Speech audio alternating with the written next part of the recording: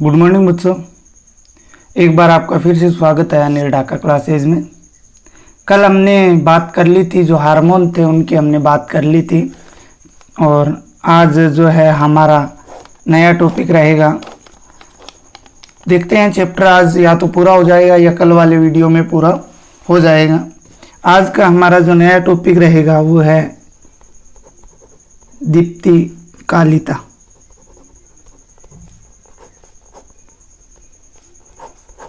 क्या है नया टॉपिक? दीप्तिकालिता। दीप्त का मतलब होता है प्रकाश, काल का दो शब्द हैं, एक तो है दीप्त और एक है काल। ठीक है, दीप्त का मतलब होता है प्रकाश, काल का समय, काल का मतलब होता है समय। तो अगर इसकी परिभाषा की बात करें तो दिन की वह लंबाई जो पौधों में पुष्पन के लिए अनुकूल हो।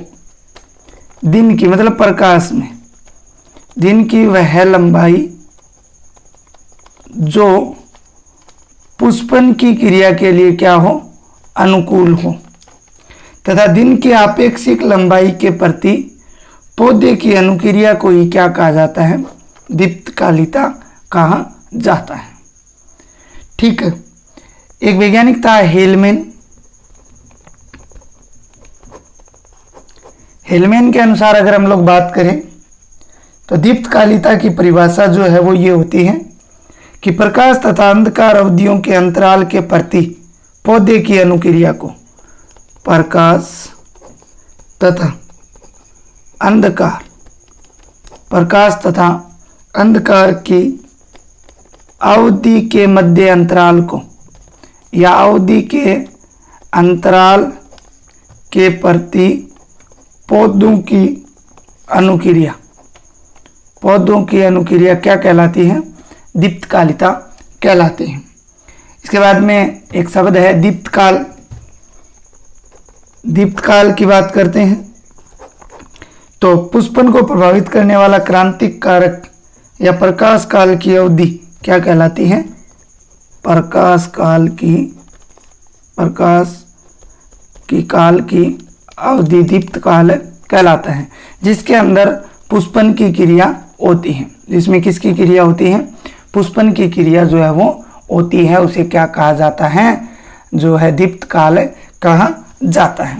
इसके बाद हम बात करते हैं दीप्तिकालिता का पुष्पन पर प्रभाव का अध्ययन जो है वो सर्वप्रथम, देखिए पुष्पन पर प्रभाव की बात थी, उसका अध्ययन जो सर्वप्रथम है वो वैज्ञानिक थे गार्नर एवं एलाल्ट। कौन थे? गार्नर एवं एलाल्ट।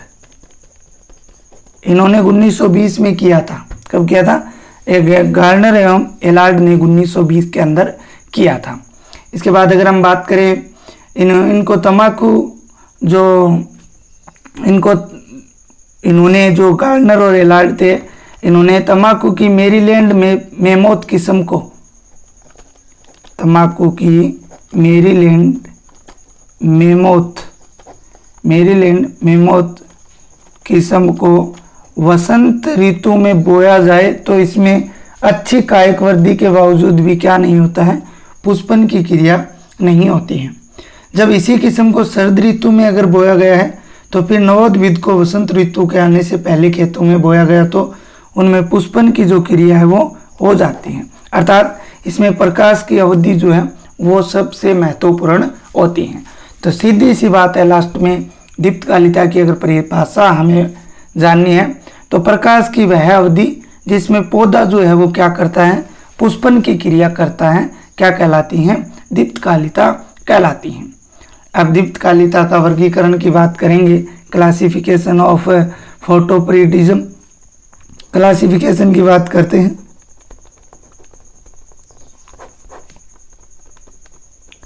तो देखिए क्लासिफिकेशन के अंदर सबसे पहले दीप्तिकालिता अनुक्रिया के आधार पर पौधों को कुछ भागों में बांटा गया है। उन भागों की हम बात करते हैं, वो 3 भाग हैं। कितने भाग हैं? 3 प्रकार के पौधे जो हैं वो होते हैं। सबसे पहला अगर हम बात करें एक नंबर होता है लघु दिवस पादप। कौन सा होता है? लघु दिवस पादप। शॉर्ट में इंग्लिश में इसको बोल देंगे शॉर्ट डे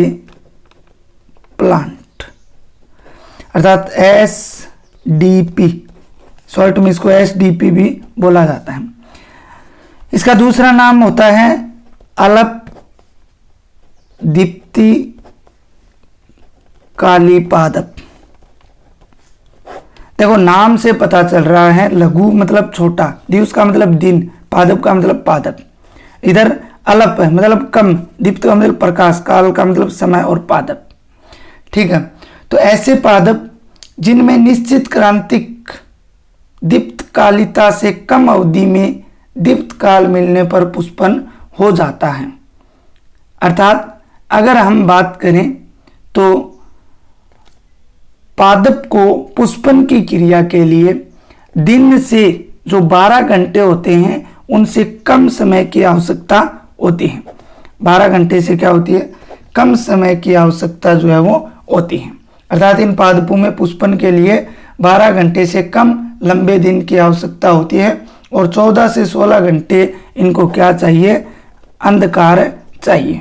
क्या चाहिए इनको, अंधकार चाहिए।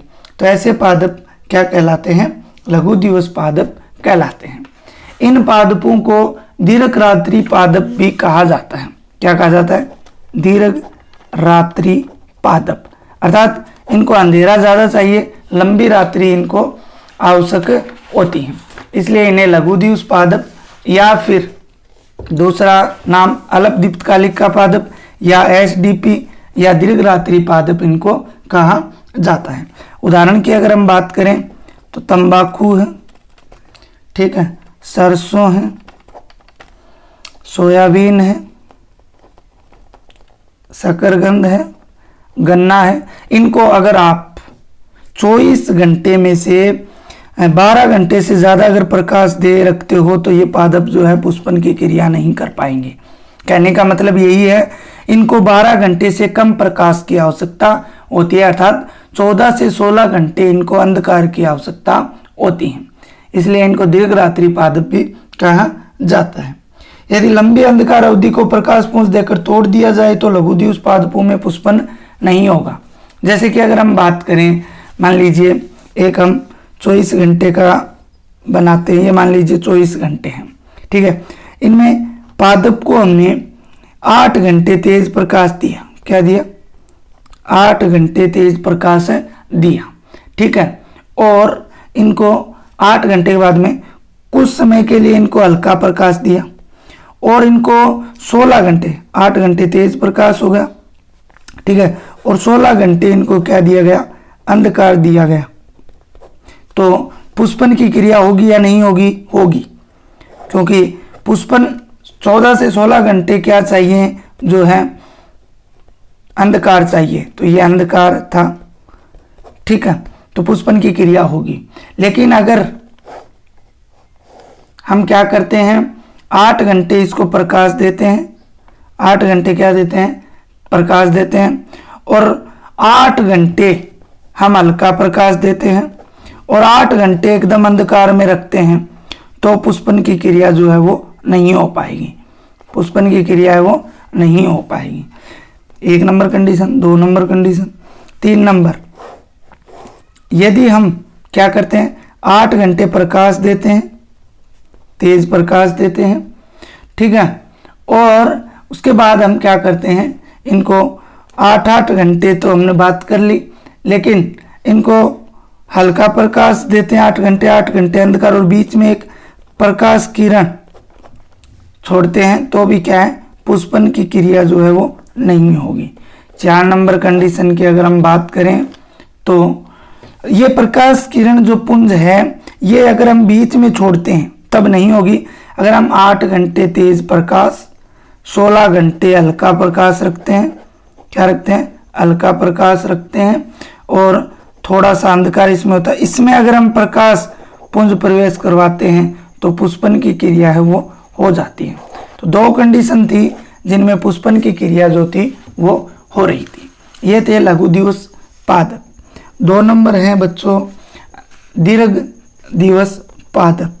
दीर्घ उसका उल्टा है, बिल्कुल उल्टा है, दीर्घ दिवस पादप अर्थात long day plants, long day plants, LDP, क्या बोलते हैं इसको, एडीपी इसको बोला जाता है, या इसको बोला जाता है दीर्घ दीप्तिकाली पादप, दीर्घ दीप्तिकाली पादप इनको बोला जाता है।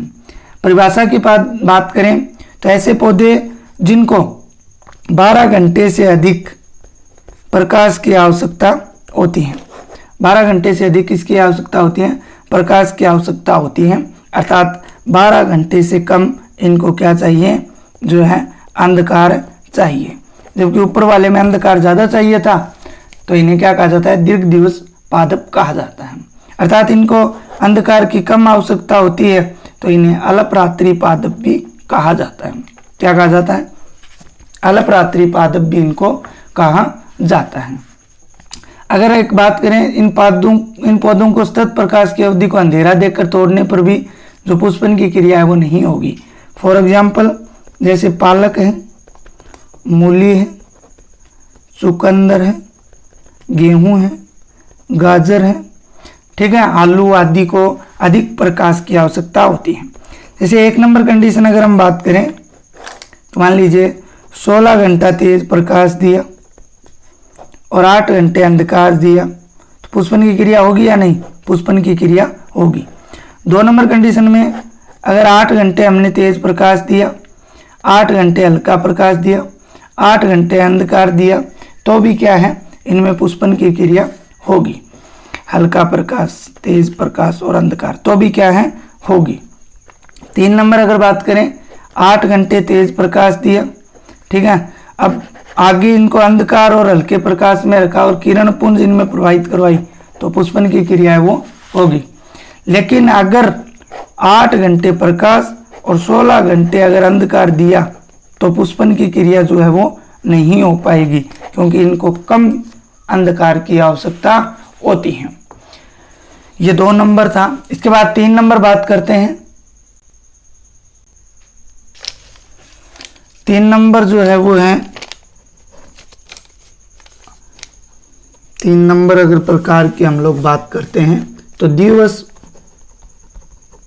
उदासीन पादप, दिवस उदासीन पादप अर्थात डे नेचुरल प्लांट्स, DNP, ठीक है। ये ऐसे पादप होते हैं जिनमें पुष्पन प्रक्रिया पर दीप्त काल का कोई प्रभाव नहीं पड़ता है। दीप्त काल का क्या नहीं पड़ता है, कोई प्रभाव जो है वो नहीं पड़ता है। दीप्त काल का कोई प्रभाव इन पे पड़ता नहीं है। ये लगभग सभी संभव दीप्त कालों में पुष्पन है वो कर सकते हैं, इसलिए इनको क्या बोला जाता है, दिवस उदासीन पौधे कहा जाता है। उदाहरण की अगर बात करें तो टमाटर हैं, कपास हैं, मक्का है आदि जो हैं, इसके उदाहरण आप लोग दे सकते हो। ये तो थे बच्चों आपके दीप्त काल के वर्गीकरण। इसमें हमने 3 प्रकार पढ़े, तीनों प्रकारों की हमने बात की। अब हम बात करते हैं दीप्त कालिता की क्रियाविधि की। किसकी बात करते हैं आगे, दीप्त कालिता की क्रियाविधि। दीप्त कालिता की क्रियाविधि की हम लोग बात करते हैं। तो देखिए, दीप्त कालिता को प्रस्तुत करने के लिए कुछ सिद्धांत दिए गए हैं। क्या दिए गए हैं, कुछ सिद्धांत जो हैं वो दिए गए हैं। कौन कौन से सिद्धांत हैं उनकी हम लोग बात करते हैं। सबसे पहला सिद्धांत जो है वो है फ्लोरिजन परिकल्पना सिद्धांत। कौन सा है, फ्लोरिजन परिकल्पना सिद्धांत। फ्लोरिजन परिकल्पना सिद्धांत की बात करते हैं, या इसको अगर हम बात करें तो चेलिया खान परिकल्पना भी कहते हैं। क्या बोलते हैं, चेलिया खान परिकल्पना भी इसको कहा जाता है। क्या कहा जाता है, चेलिया खान परिकल्पना भी इसको कहा जाता है। इस परिकल्पना के अनुसार अगर बात करें तो एक विशेष दीप्त काल में पुष्पन को प्रेरित करने वाला एक हार्मोन बनता है। एक विशेष दीप्त काल में, किसमें, एक विशेष दीप्त काल में एक हार्मोन बनता है। क्या बनता है, एक हार्मोन बनता है। और इस हार्मोन की अगर हम बात करें जिसे फ्लोरिजन कहा जाता है, इस हार्मोन को क्या कहा जाता है, फ्लोरिजन कहा जाता है। और इस फ्लोरिजन का निर्माण जो है वो पत्तियों में होता है। फ्लोरिजन का निर्माण कहाँ होता है? पत्तियों में होता है। निर्माण जो है वो किस में होता है? पत्तियों के अंदर होता है। इस सिद्धांत को क्या कहा जाता है? फ्लोरिजन परिकल्पना कहा जाता है। फ्लोरिजन दो यौगिकों का मिश्रण होता है। ये जो फ्लोरिजन है ये दो यौगिकों का मिश्रण होता है। कितने यौगिकों का? दो यौगिकों का मिश्रण होता है। पहले अगर एक नंबर अगर हम बात करें, पहला मिश्रण जो है वो है जिब्रेलिन और दूसरा है एंथेसिस। कौन है? एक तो होता है जिब्रेलिन और दूसरा होता है प्यारे बच्चों एंथेसिस। दूसरा कौन सा होता है? एंथेसिस। तो दो यौगिकों का ये मिश्रण होता है। जिब्रेलिन की अगर हम बात करते हैं तो ये तने की वृद्धि को व परिवर्धन के लिए आवश्यक होता है। स्टेम की जो डेवलपमेंट और जो विवर्धन है, ठीक है, और विवर्धन के लिए आवश्यक होता है। अगर हम एंथेसिस की बात करें तो ये पुष्पन को प्रेरित करने के लिए आवश्यक होता है। किसको? पुष्पन को। फ्लोरिजन में दो यौगिक होते हैं। जिब्रेलिन जो है वो वृद्धि एवं विवर्धन को तने की, और एंथेसिस जो है वो पुष्पन के लिए क्या होता है? आवश्यक होता है। जिब्रेलिन एलडीपी पादपों के लिए आवश्यक होता है। लॉन्ग डे प्लांट्स जो हैं उनके लिए कौन आवश्यक होता है? जिब्रेलिन जो है वो आवश्यक होता है। जबकि एंथेसिस एचटीपी पादपों के लिए आवश्यक होता है। एचटीपी पादपों के लिए कौन आवश्यक होता है? जो एंथेसिस है वो आवश्यक होता है। कौन आवश्यक होता है? एंथेसिस आवश्यक होता है। जब एलडीपी पौधों को, किसको? एलडीपी पौधों को अल्प समय के प्रकाश में रखा जाता है। मान लीजिए लॉन्ग डे चाहिए, इनको हमने अल्प प्रकाश में रख दिया या अल्प समय के प्रकाश के अंदर रख दिया, तो उनमें एंथेसिस अधिक मात्रा में व जिब्रेलिन कम मात्रा में बनता है। तो इनके अंदर आपको पता ही है एंथेसिस जो है वो अधिक मात्रा में बनेगा और जिब्रेलिन कम मात्रा में। इसके अपोजिट अगर बात करें, एलडीपी को दीर्घकालीन प्रकाश में रखा जाता है तो जिब्रेलिन की मात्रा एक साथ बढ़ जाती है और पुष्पन की क्रिया जो है वो आसानी से हो जाती है। पुष्पन की क्रिया जो है वो क्या है? आसानी से हो जाती है। इसके बाद हम बात करते हैं कुछ और बातों की। एचडीपी पौधों को दीर्घ दीप्ति काल में रखा जाए तो उसे जिब्रेलिन अधिक व एंथेसिस क्या हो जाएगा? कम मात्रा में होता है। परंतु जैसे ही उस पौधे को अल्पकालिक प्रकाश में रख दिया जाए तो एंथेसिस की मात्रा बढ़ जाएगी और पुष्पन की क्रिया जो है वो प्रारंभ हो जाए। तो ये इन दोनों का एचडीपी और एलडीपी का जो है वो उल्टा है। एलडीपी के लिए जिब्रेलिन, एचडीपी के लिए एंथेसिस की आवश्यकता होती है। अब एलडीपी को अगर अल्प समय के प्रकाश में रखा जाता है तो एंथेसिस जो है वो अधिक बनेगा, जबकि एचडीपी को अगर अधिक प्रकाश समय के प्रकाश में रखा जाए तो जो जिब्रेलिन है वो क्या बनेगा? अधिक बनेगा। अभी तक एंथेसिस पादपों का पृथक्करण नहीं हुआ है, इसलिए ये परिकल्पना जो है वो पूर्ण रूप से मान्य नहीं है। परिकल्पना जो है वो मान्य क्यों नहीं है? क्योंकि एंथेसिस जो है उसका पृथक्करण नहीं हुआ है। क्या नहीं हुआ है? पृथक्करण अभी तक नहीं हो पाया है, इसलिए ये परिकल्पना मान्य नहीं है। इसके बाद में अगर हम बात करें 2 नंबर की, जो आपके इम्पोर्टेंट है, 2 नंबर सिद्धांत। 2 नंबर सिद्धांत की बात करते हैं तो वो है फाइटोक्रोम सिद्धांत।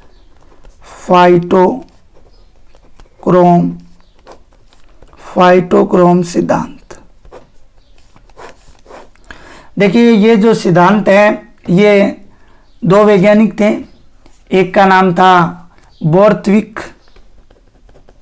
बोर्थविक और जो दूसरा था उसका नाम था हेनरिक्स। इन्होंने ये दिया था 1950 में। बोर्थविक एवं हेनरिक्स ने ये जो सिद्धांत है ये दिया था। इस सिद्धांत की अगर बात करें तो इसके अनुसार पौधों की पत्तियों में प्रकाशग्राही वर्णक पाया जाता है।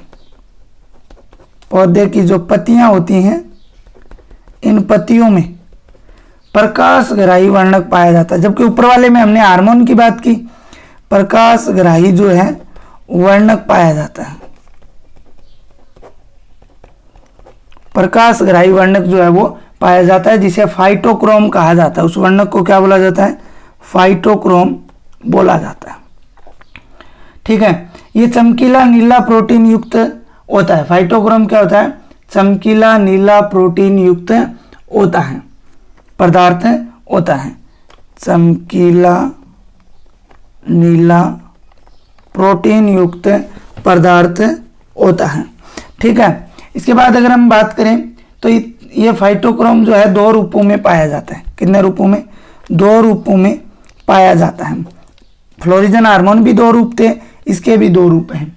इसका एक तो होता है P730 और एक होता है P660। फाइटोक्रोम 730 और फाइटोक्रोम 660। इसको अगर हम बात करें P730 को, तो इसको PFR भी बोला जाता है। क्या बोला जाता है? PFR भी बोला जाता है। अर्थात PFR की फुल फॉर्म होती है फाइटोक्रोम फर रेड, ठीक है। फाइटोक्रोम फर रेड इसकी फुल फॉर्म जो है वो होती है। तो P730 और P660। P730 की बात करें तो ये फाइटोक्रोम जो होता है ये 730 नैनोमीटर वाले अवरक्त प्रकाश को अवशोषित करता है। रेड इंफ्रा जो किरणें होती हैं उनको क्या करता है? ये अवशोषित करता है तथा P660 में बदल जाता है। किसमें बदल जाता है? P660 में। और P660 है ये 660 नैनोमीटर वाले प्रकाश को क्या करता है? अवशोषित करता है, अर्थात लाल विकिरणों को। ये तो लाल से अधिक इंफ्रारेड वाली को, और ये लाल विकिरणों को ग्रहण करता है और P730 में बदल जाता है। किसमें बदल जाता है? P730 में। तो अगर हम इसको इस प्रकार भी लिख सकते हैं P660 और ये दोनों तरफ का चिन्ह जो उत्क्रमणीय जिसे बोला जाता है ये P730, ये जो है ये इसमें बदल सकता है और ये है ये इसमें बदल सकता है। कंडीशन क्या होगी? P660 P730 में बदलेगा तब लाल प्रकाश ग्रहण करेगा, और P730 P660 में बदलेगा तब अवरक्त प्रकाश जो है वो ग्रहण करेगा। तो ये बात आपको याद जो है वो रखनी है। दिन में सूर्य के प्रकाश में PFR या P730 पौधों में पर्याप्त मात्रा में एकत्रित हो जाता है। कब? दिन के समय। कौन होता है? P730 जो HDP पादपों में पुष्पन को रोकता है, और ये HDP में क्या करता है? पुष्पन की क्रिया को रोकता है, क्योंकि अंधकार उसको ज्यादा चाहिए, तो ये उसके अंदर किसको रोकता है? पुष्पन की क्रिया को रोकता है। और LDP में पुष्पन की क्रिया को क्या करेगा? प्रेरित करेगा, क्योंकि उसको अधिक प्रकाश की आवश्यकता होती है, ठीक है। जब सूर्य अस्त होता है तो P730 P660 में बदल जाता है। जैसे ही अस्त होता है तो P730 जो है वो P660 में बदल जाता है, जिससे HDP में पुष्पन प्रेरित होता है, जबकि LDP में क्या हो जाता है? अब उल्टा होगा। HDP में तो पुष्पन की क्रिया होगी, और LDP में अगर बात करें तो पुष्पन की क्रिया है वो नहीं हो पाएगी। तो इस प्रकार से ये दोनों जो है क्रियाएं करते हैं। तो आपको ये बातें दोनों जो फाइटोक्रोम सिद्धांत है इसमें ध्यान रखनी है। इसके बाद बच्चों बात करते हैं आगे नए टॉपिक की, जिसका नाम है आपके परसुप्ति। क्या नाम है नए टॉपिक का? परसुप्ति।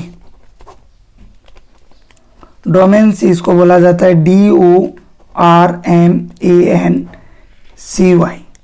डोमेंसी। डोमेंसी की बात करेंगे आज प्यारे बच्चों, परसुप्ति की। उसके बाद में हम जो है परसुप्ति के बाद में आपके वसंतीकरण है, जीर्णता है, विलगन है।